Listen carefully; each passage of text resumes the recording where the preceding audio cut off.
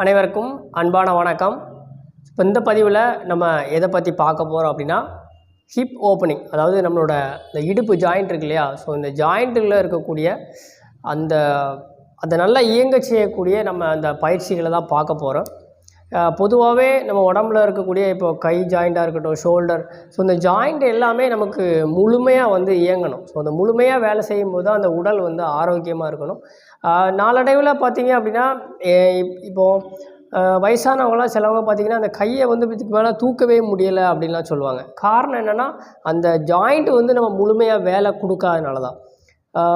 முன்னாடி காலங்களில் நிறைய உடல் உழைப்புகள்லாம் இருக்கும், அதனால் கையை தூக்கி வேலை பார்க்குறது, அந்த மாதிரி அந்த ஜாயிண்ட்டுகளுக்கு எல்லாமே ஒரு வேலை இருந்தது. இப்போ அந்த மாதிரி இல்லை. பெரும்பாலும் அந்த உடல் உழைப்பு குறைஞ்சதுனால இந்த ஜாயிண்ட்டுகளும் ரொம்ப இறுக்கமாக இருக்குது. அந்த மசில்லாம் பார்த்திங்கன்னா ஓப்பன் ஆகாமல் முழுமையாக கை கால்களை இயக்க முடியல. இது உடற்பயிற்சி செய்கிறவங்களுக்கும் இந்த மாதிரி யோகா பயிற்சி செய்கிறவங்களுக்கும் இந்த ஜாயிண்ட்டுகள்லாம் நல்லா ஃபுல்லாக ஓப்பன் ஆனால் தான் மற்ற பயிற்சிகளையும் அவங்க நல்லா எளிமையாக செய்கிறதுக்கு உதவியாக இருக்கும். உடல் ஆரோக்கியமும் அதிகமாக இருக்கிறதுக்கு இந்த ஜாயிண்ட்டுகள் நமக்கு முழுமையாக இயங்கணும். ஸோ அதில் ரொம்ப கடினமாக இருக்கிறது இந்த இடுப்பு ஜாயிண்ட்டுகளை இது பண்ணுறது தான் கொஞ்சம் கஷ்டப்படுவாங்க. இப்போ காலை நம்ம விரித்து உட்கார்றது, சமகோணாசனம் போடுறது, ஹனுமான் ஆசனம் போடுறது, இந்த மாதிரி ஆசனங்கள்லாம் நம்ம போடணும் அப்படின்னா இந்த ஜாயிண்ட் நமக்கு ஃபுல்லாகவே வேலை செய்யணும். ஸோ அந்த மாதிரி தான் பண்ண முடியும். ஆனால் எல்லாருக்கும் அப்படி இருக்குமானா இயல்பாக அப்படி இருக்காது.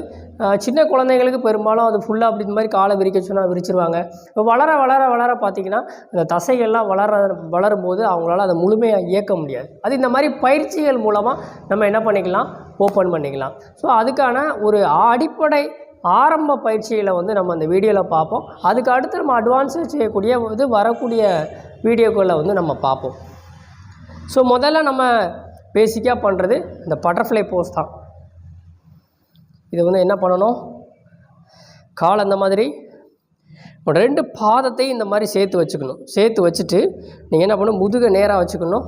முடிஞ்சால் உள்ளே தள்ளி வச்சுக்கலாம், இல்லைனா இந்த மாதிரி எவ்வளோ தூரம் உங்களுக்கு வைக்க முடியுமோ வெளியிலே வச்சுட்டு என்ன பண்ணணும், இந்த காலை நல்லா இப்படி பட்டர்ஃப்ளை பட்டாம்பூச்சி மாதிரி இந்த மாதிரி பண்ணணும். ஸோ இதில் நீங்கள் ஒரு 30 தடவை 50 தடவை அப்படியே செஞ்சுட்டே இருக்கலாம். இது தொடர்ச்சியாக பண்ணணும். இதை எல்லாருமே செய்யணும். எல்லாருக்கும் இது பொதுவான ஒரு பயிற்சியாகவே இருக்குது. ஸோ இது செய்யும்போது பார்த்திங்கன்னா அந்த தொடை அந்த ஜாயிண்ட் இருக்கு இல்லையா, ஸோ இந்த காலோட அந்த இணைப்பு நமக்கு அது நல்லாவே இயங்கும். அதே மாதிரி நமக்கு நிறைய நோய்களையும் சரிப்படுத்தக்கூடிய ஒரு பயிற்சியாகவும் இது இருக்குது. நம்மளோட மூலாதார சக்கரம் நல்லா இயங்கும். ஸோ இதில் நல்லா இந்த மாதிரி முதல்ல பட்டர்ஃப்ளை செய்யணும். ஸோ இது செஞ்சதுக்கப்புறம் என்ன செய்யணும், இதில் மெதுவாக முன்னாடி குனிஞ்சு பார்க்கணும். பத்த கோணாசனம் நம்ம போன பதிவில் பார்த்தோம். இப்போ சிலவங்களால் குனிய முடியாது, எனக்கு இதுக்கு மேலே போக மாட்டேங்கி ரொம்ப கஷ்டமாக இருக்குன்னா அவங்க என்ன செய்யலான்னா, இந்த கையை முன்னாடி வச்சு அவங்களால எவ்வளோ முடியுமோ அவ்வளோ தூரம் இந்த கையை நீட்டி பார்க்கலாம். அவ்வளோ சிலவங்களுக்கு ஃபுல்லாக போகும். ஸோ இந்த மாதிரி நீங்கள் ஒரு 5 தடவை 10 தடவை மெதுவாக என்ன செய்யலாம், இப்படி செஞ்சு பார்க்கணும். இதில் என்னென்னா, இந்த காலை கொஞ்சம் வெளியே தள்ளியே வச்சு செய்யணும். நல்லா உள்ளே தள்ளி வச்சு செய்கிறத விட கொஞ்சம் வெளியே தள்ளி வச்சு செய்யணும். இது கொஞ்சம் கடினமாக தான் இருக்கும். இந்த மாதிரி நிறையா இடைவெளி விட்டுறணும். ஸோ விட்டு இதில் நீங்கள் என்ன செய்யணும், முன்னாடி குனிஞ்சு பார்க்கணும். ஸோ இந்த மாதிரி பண்ணும்போது இந்த இடைவெளி அதிகமாகவே இருக்கும். அதனால் லைட்டாக காலை ஒரு புஷ் பண்ணிவிட்டு எப்படி நீங்கள் குனிஞ்சு பார்க்கலாம். இது நீங்கள் வார்ம் அப் மாதிரியே பண்ணலாம். இல்லை எனக்கு இப்படி தூக்கி இருக்குது, இது இறங்கவே இல்லைன்னா நீங்கள் இந்த பயிற்சியை முதல்ல செய்யணும். நல்லா புஷ் பண்ணி கீழே என்ன செய்யணும், வார்ம் அப் மாதிரி செய்யணும். ஸோ இது நீங்கள் ரெகுலராக செய்யலைன்னா இந்த தரைக்கும் உங்களோட காலுக்கும் உள்ள இடைவெளி குறைஞ்சி இப்படி வந்துடும். ஸோ அப்படி வரும்போது அதுக்கப்புறம் என்ன பண்ணலாம், நீங்கள் முன்னாடி குனிஞ்சு பார்க்கலாம். இதிலே அதே மாதிரி தான் கையை முன்னாடி நீட்டி அப்படி குனிஞ்சு பார்க்கணும்.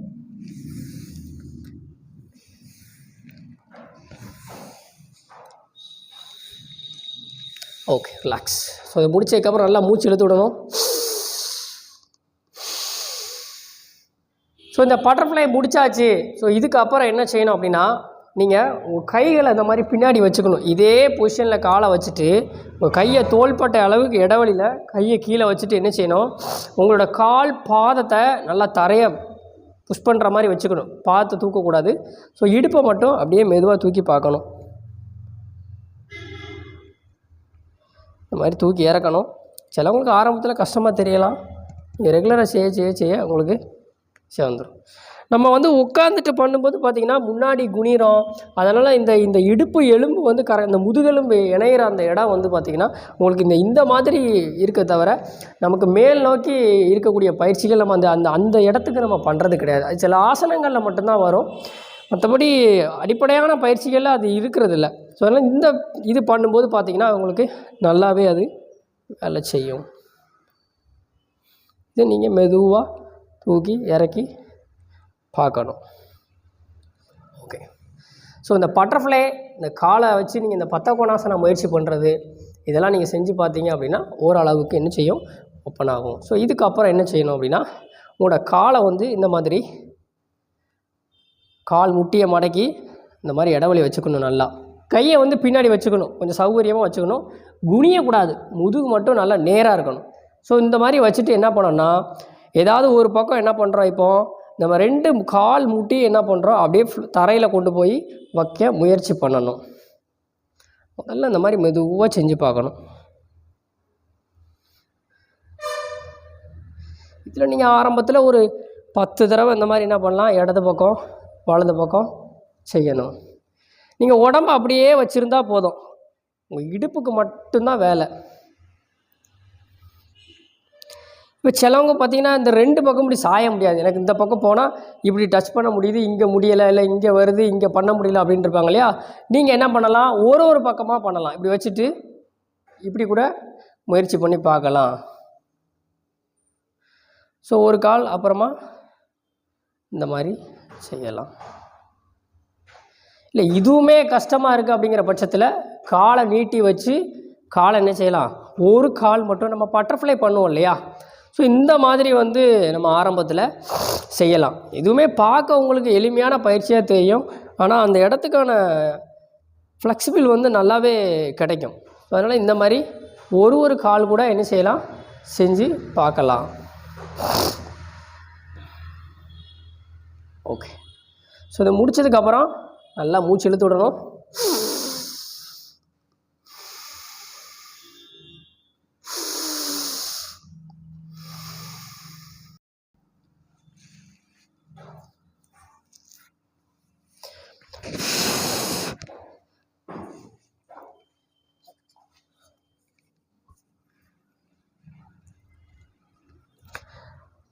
ஸோ அதுக்கப்புறம் பார்த்தீங்க அப்படின்னா நம்ம படுத்துட்டு இதே பயிற்சியை பண்ணணும். இந்த பட்டர்ஃப்ளை வந்து என்ன செய்யணும்னா, நீங்கள் உட்கார்ந்து பண்ணுறதை விட படுத்துட்டு பண்ணும்போது பார்த்தீங்கன்னா இந்த கால் வந்து பொதுவாகவே உட்காந்துட்டு நல்லா ஃப்ளோரில் டச் பண்ண முடியும் அப்படிங்கிறவங்க கூட இந்த படுத்துட்டு பண்ணும்போது இந்த கேப் இருக்கும். ஸோ அதனால் படுத்துட்டு என்ன செய்யலாம், இந்த பட்டர்ஃப்ளை நீங்கள் செஞ்சு பார்க்கணும். நீங்கள் கைட்டு கூட முட்டியை பிடிச்சிக்கலாம், இதில் ஸ்லோவாக செஞ்சு பார்க்கணும். இதில் நீங்கள் ஒரு 10 தடவை 20 தடவை 30 தடவை எவ்வளோ தேவையோ அவ்வளவுக்கு செஞ்சுக்கணும். ஓகே. அதே மாதிரி இதில் என்ன பண்ணோம், நம்ம காலை தோள்பட்ட அளவு கேப் வச்சுக்கணும். இப்போ பண்ணும்போது கையை வேணால் நீங்கள் சைடில் வச்சுக்கலாம், இந்த பக்கம் இடைஞ்சலாக இருந்துச்சுன்னா கையை சைடில் வச்சுட்டு இதில் நீங்கள் என்ன செய்யணும், மெதுவாக கால் முட்டியை இந்த மாதிரி வச்சு பார்க்கலாம். மெதுவாக செய்யணும்.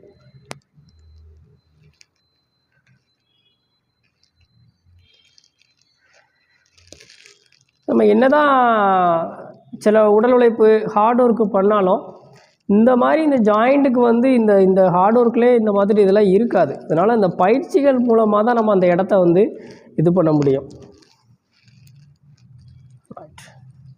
Okay, relax. நல்லா மூச்சு எடுத்து விடணும்.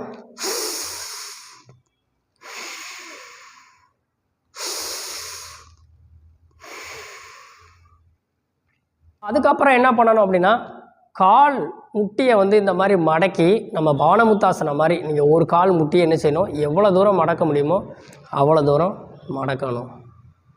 ஸோ இது கூட நீங்கள் மெதுவாக செஞ்சு பார்க்கலாம். கொஞ்சம் முட்டி வலி இருக்கிறவங்களுக்கு ரொம்ப இதை ப்ரெஸ் பண்ண வேண்டாம், இதை கூட நீங்கள் விட்டுட்டு இந்த இடத்த மட்டும் நீங்கள் அப்படியே என்ன செய்யலாம், இது பண்ணி பார்க்கலாம். ஸோ இதில் 2 காலும் நீங்கள் என்ன செஞ்சுக்கணும், இந்த மாதிரி செய்யணும்.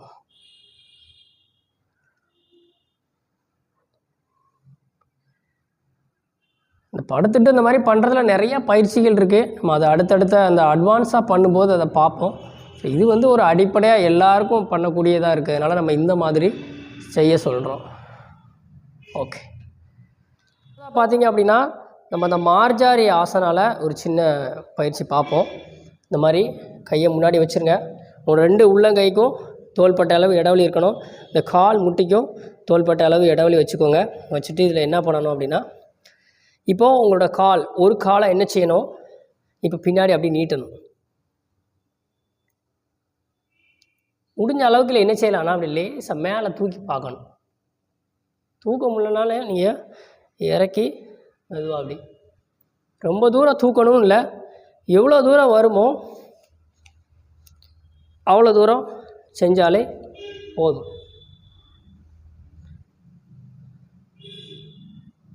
ஓகே, அதே மாதிரி அடுத்த பக்கம்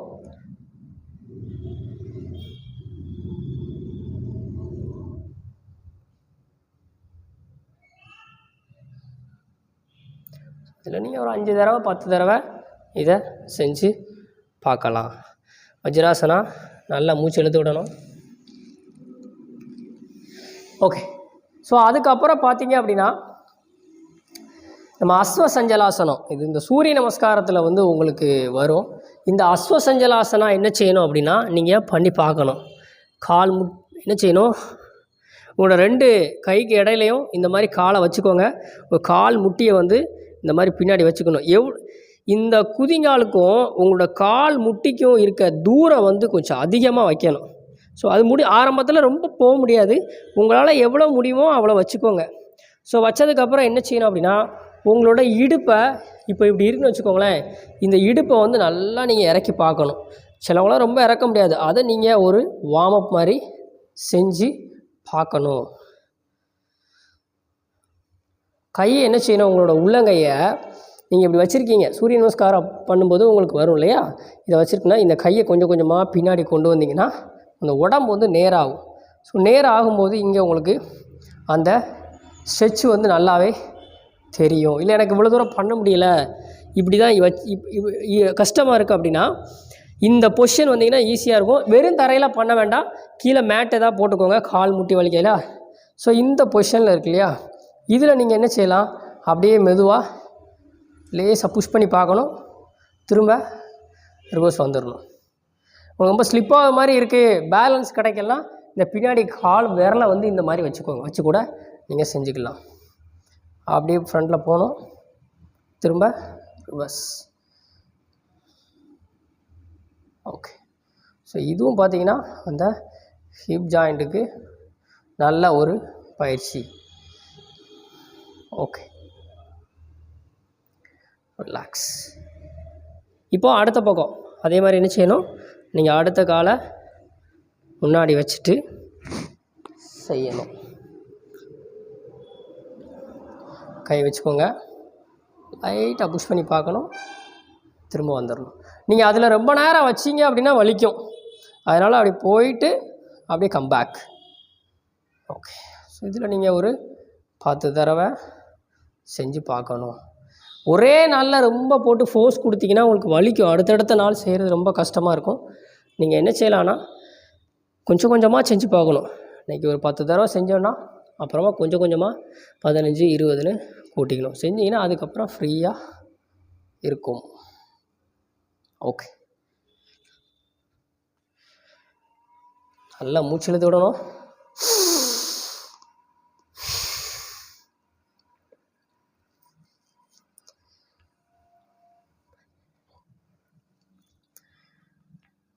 ஸோ அதுக்கப்புறம் பார்த்தீங்க அப்படின்னா இந்த இடுப்பு ஜாயிண்ட்டுக்கு ரொம்ப ஒரு முக்கியமான ஆசனம் வந்து இந்த மலாசனம்.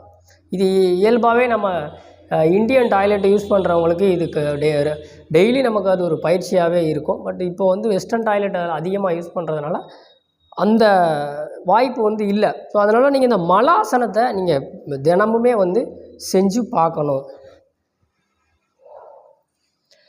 ஸோ இந்த மாதிரி ஸ்டாண்டிங்கில் நின்றுக்கோங்க, உங்களோட கால் பாதத்துக்கு தோள்பட்ட அளவு இடைவெளி இருக்கணும், இல்லை கொஞ்சம் அதிகமாக வச்சுட்டு இதில் என்ன செய்யணும், நீங்கள் அப்படியே கால் முட்டியை மடக்கி மெதுவாக உட்காந்து பார்க்கணும். ஸோ உட்காந்து பார்த்துட்டு நமஸ்கார் இந்த 2 கை வச்சு லைட்டாக புஷ் பண்ணணும். இதை நீங்கள் ரெகுலராக செஞ்சு பார்க்கணும். ரொம்ப நேரம் உட்கார முடியலனா இந்த மாதிரி கையை வச்சுக்கோங்க, காலை நல்லா அகலமாக வச்சுட்டு மெதுவாக எந்திரிக்கணும், அப்படியே உட்காந்து பார்க்கணும். இதுவும் அந்த இடுப்பு ஜாயிண்ட்டுக்கு பார்த்திங்கன்னா ஒரு நல்ல ஒரு பயிற்சி. ஓகே. ஸோ இதில் நீங்கள் ஒரு 5 தடவையிலேருந்து 10 தடவை வரைக்கும் செஞ்சு பார்க்கலாம். ஸோ இப்போ நம்ம பார்த்த இந்த பயிற்சிகளை ஒரு அடிப்படையான பயிற்சி அந்த ஹிப் ஓப்பனிங்க்கு. இதை தொடர்ச்சியாக பயிற்சி பண்ணிகிட்டே வந்தீங்க அப்படின்னா அடுத்தடுத்து அட்வான்ஸாக செய்யக்கூடிய பயிற்சிகள் செய்யும்போது கொஞ்சம் எளிமையாக இருக்கும். இந்த வீடியோ உங்களுக்கு பிடிச்சிருந்தா மற்றவங்களுக்கு ஷேர் பண்ணுங்கள். நம்மளோட சேனலை சப்ஸ்கிரைப் பண்ணலை அப்படின்னா சப்ஸ்கிரைப் பண்ணிக்கோங்க. மேலும் பல தகவலுடன் நம்ம அடுத்த வீடியோவில் சந்திப்போம். நன்றி, வணக்கம்.